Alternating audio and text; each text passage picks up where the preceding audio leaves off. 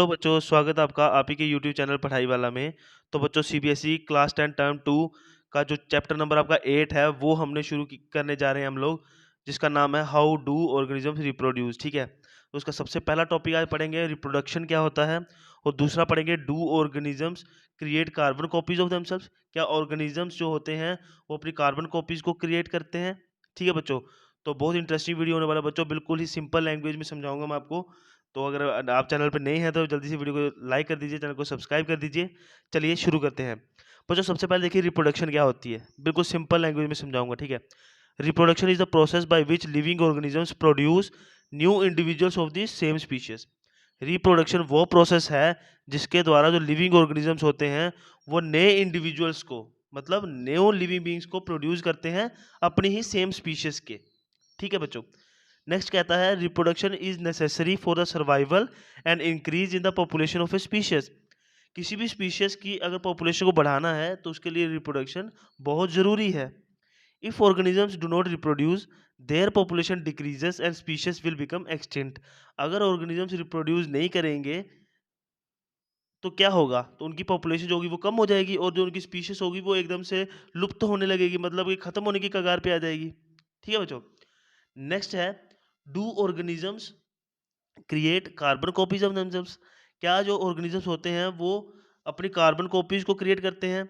तो देखो बच्चों, द डीएनए मॉलिक्यूल्स डीएनए मतलब deoxyribonucleic acid, the DNA molecules in the chromosomes in the nucleus is responsible for the transfer of characters from the parents to the offsprings.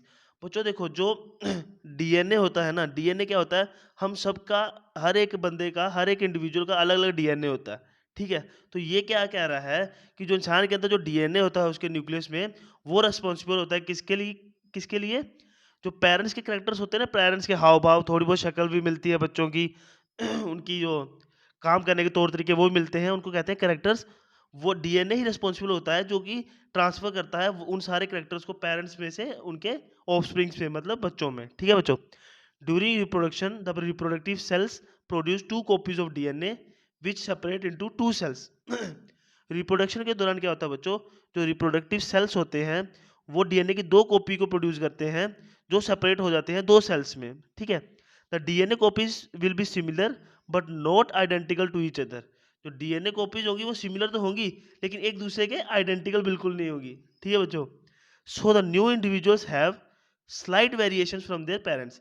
इसीलिए क्या होता है कि जो नए नए इंडिविजुअल, जो नए बच्चे होते हैं जो पैदा होते हैं, उनमें थोड़ी बहुत जो पेरेंट्स के मुकाबले वेरिएशन होती है, हाव भाव सब कुछ मिलते जुलते तो है लेकिन सारे के सारे नहीं मिलते। ठीक है बच्चों, this is the basis for variations and evolution of new species.